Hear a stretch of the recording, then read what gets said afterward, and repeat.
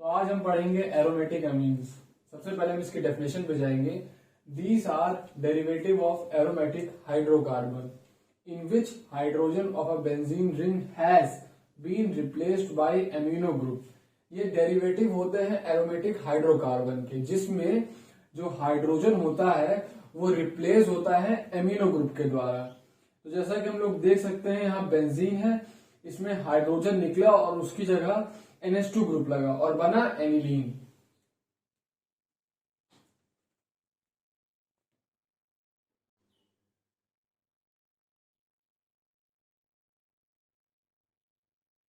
All such compounds in which amino or substituted amino group is bonded directly to an aromatic ring are termed as aromatic amines।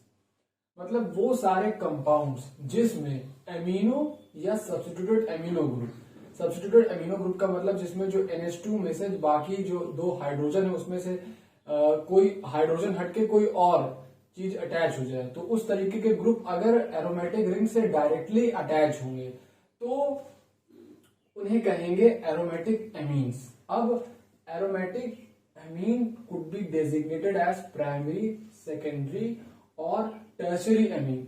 Aromatic amines को नाम दिया जा सकता है primary, secondary और tertiary amine. अब जैसे देखते हैं हम लोग, ये प्राइमरी एमीन है, एनिलीन एक प्राइमरी एमीन है, इसमें बेंजीन रिंग पे डायरेक्ट एमिनो ग्रुप अटैच्ड है, इसलिए ये 1 डिग्री एमीन है। अब ये है 2 degree amine, N methyl aniline एक 2 डिग्री एमीन है। क्यों? क्योंकि इसमें जो NH2 ग्रुप है उसमें एक हाइड्रोजन हट के CH3 ग्रुप लगा है, जो कि एक सब्स्टिट्यूटेड एमिनो ग्रुप हो गया ना, इस वजह से ये 2 डिग्री एमीन है। अब एन डाई मिथाइल एनिलीन एक 3 डिग्री एमीन है। यहां पर जो एमिनो ग्रुप के 2 हाइड्रोजन है, दोनों हाइड्रोजन को रिप्लेस करके मिथाइल ग्रुप आके अटैच हुआ है, इस वजह से ये एक 3 डिग्री एमीन है।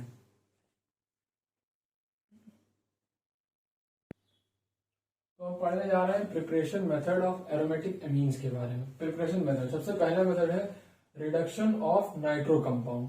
This is the most convenient and most widely used method of preparing aromatic amines।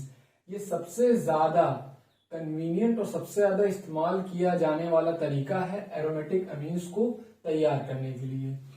The reduction is carried with, 3 तरीके से रिडक्शन हो सकता है। पहला तरीका हाइड्रोजन के साथ इन द प्रेजेंस ऑफ निकल, पैलिडम और प्लैटिनम एज कैटलिस्ट। दूसरा एसन और Fe और HCl के साथ।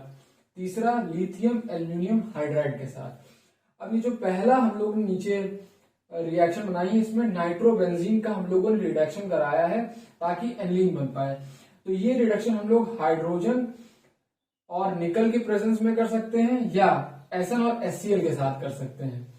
और दूसरे में हम लोगों ने लिथियम एल्यूमिनियम हाइड्राइड का इस्तेमाल किया है एम नाइट्रोटाउलिन का रिडक्शन करवाने के लिए, जिससे एम टाउलिडीन बना है।